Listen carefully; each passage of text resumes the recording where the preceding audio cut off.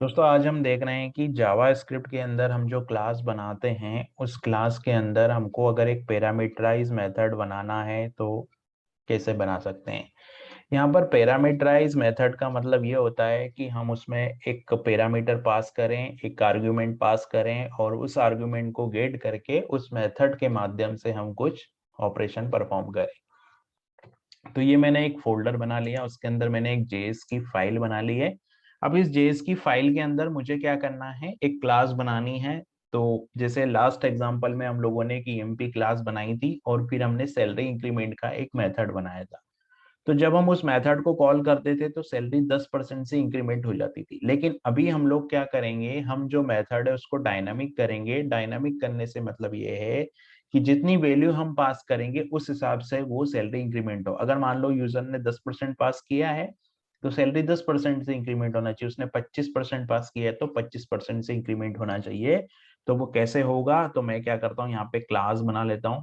मैंने लिखा क्लास जावा स्क्रिप्ट के अंदर और क्लास का नाम हमको देना है ईएमपी। मैंने एक ईएमपी क्लास बनाई, है ना। ईएमपी क्लास बनाने के बाद में यहाँ पे मेरे को क्या चाहिए, फिर एक कंस्ट्रक्टर मेथड बनाना पड़ेगा। तो मैंने एक कंस्ट्रक्टर मेथड बनाया। कंस्ट्रक्टर मेथड में मैं दो वैल्यू इनिशियलाइज करूंगा, नेम और सैलरी। ये नेम और सैलरी मैंने दो मेथड बना दी, कंस्ट्रक्टर मेथड बना दिया। और यहाँ पर नेम और सैलरी दो फंक्शन पैरामीटर ले लिए मैंने।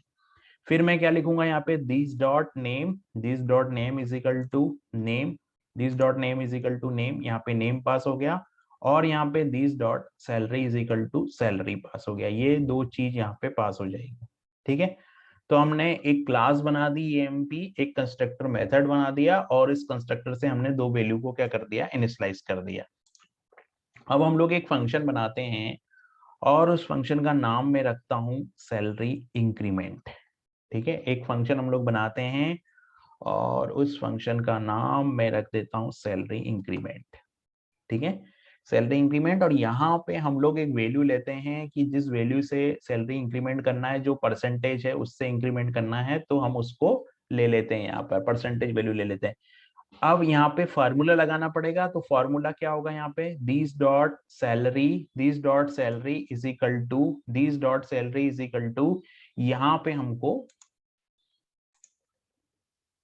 हम यहाँ पे फार्मूला लगाते हैं, this dot salary is equal to, ये क्या होगा हमारा, दिस डॉट सैलरी, है ना, this dot salary plus, plus के बाद में यहाँ पे आएगा this dot salary, this dot salary और दिस डॉट सैलरी इनटू जो भी वैल्यू होगी हमारी, जो वैल्यू पैरामीटर में पास होगी वो डिवाइड बाय 100। ये हो गया हमारा फॉर्मूला। ठीक है, तो हमारा इससे क्या होगा कि जो भी वैल्यू यूजर पास करेगा वो वैल्यू यहाँ पे हमारी इंक्रीमेंट हो जाएगी। अभी हमने क्लास बना दिया, कंस्ट्रक्टर बना दिया और यहाँ पर हम लोगों ने क्लास बना दी, कंस्ट्रक्टर बना दिया और यहाँ पर सैलरी इंक्रीमेंट का मेथड भी हम लोगों ने बना दिया। ठीक है, अब इस रिजल्ट को प्रिंट करना है तो हम लोग क्या करते हैं, एक ऑब्जेक्ट बनाते हैं। हमने बनाया e1 is equal to new, और न्यू क्या बना दिया हमने, ईएमपी। और इसमें हम लोगों ने दो वैल्यू पास कर दी। जैसे हमने पास किया नाम अमित, हमने एक वैल्यू पास कर दी अमित, और अमित की सैलरी लाइक हमने पास कर दी 40,000। ठीक है, ये अमित इवन हो गया। फिर मैंने क्या किया, लेट ई टू एक पास किया, let E two is equal to मैंने न्यू पास किया और यहाँ पर न्यू ईएमपी मैंने ली और ईएमपी में मैंने क्या ले ली, लाइक मैंने पास कर दिया नाम यहाँ पर सुनील, और सुनील और इसकी सैलरी मैंने पास कर दी यहाँ पे लाइक 20,000। ठीक है, ये हो गया। ये चीज हो गई हमारी E1 और E2, दो ऑब्जेक्ट बन गए हमारे E1 और E2। फिर हम यहाँ पर क्या करते हैं, कंसोल डॉट लॉग करवाते हैं। तो मैंने कंसोल डॉट लॉग करवाया। कंसोल डॉट लॉग में मैंने यहाँ पे एक मैसेज प्रिंट कर दिया कि बिफोर, जो सैलरी है वो बिफोर इंक्रीमेंट, है ना, बिफोर इंक्रीमेंट हमारी सैलरी प्रिंट होगी। तो बिफोर इंक्रीमेंट मैंने लिख दिया यहाँ पे, before increment salary, before increment salary लिख दिया। और फिर मैंने क्या कर दिया, यहाँ पे कंसोल डॉट लॉग हो गया। फिर यहाँ पे अब बिफोर इंक्रीमेंट मेरे को प्रिंट करवाना है, तो मैंने कंसोल डॉट लॉग में गया, कंसोल डॉट लॉग में मैं क्या करता हूँ, डेटा को प्रिंट कर देता हूँ। पहले E1 का डेटा प्रिंट करूंगा, फिर E2 का प्रिंट करूंगा। तो E1 डॉट नेम लिख दिया मैंने, E1 डॉट नेम और E1 डॉट सैलरी, मतलब E1 ऑब्जेक्ट की नेम हो गया और E1 ऑब्जेक्ट की सैलरी हो गया, ये प्रिंट हो गया। फिर मैंने क्या किया, E2 ऑब्जेक्ट का भी मैं ले लेता हूं, तो कंसोल डॉट लॉग में गया, कंसोल डॉट लॉग में जाने के बाद कंसोल डॉट लॉग में मैंने क्या किया, E2 डॉट नेम और यहाँ पे E2 dot salary, E2 dot name और E2 डॉट सैलरी, दो चीज मैंने प्रिंट करवा दिया। E2 dot name, E2 dot salary. अब यहाँ पे भी हमको कंसोल डॉट लॉग एक प्रिंट करना पड़ेगा, यहाँ पे कंसोल डॉट लॉग ये प्रिंट हो गया। ठीक है, कंसोल डॉट लॉग में E1 का डेटा, E2 का डेटा बिफोर इंक्रीमेंट।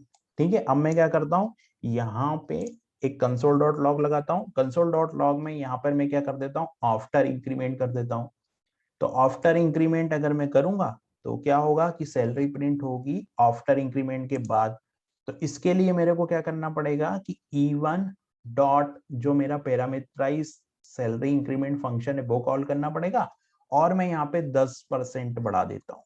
इसका मतलब ये है कि E1 की सैलरी 10% से बढ़ा दी मैंने, और E2 dot salary increment function call करूंगा और E2 की सैलरी मैंने बढ़ा दी 20% से, मतलब E1 जो ऑब्जेक्ट है मेरा, E1 की सैलरी 10% से बढ़ेगी और E2 की सैलरी जो है वो 20% से बढ़ेगी।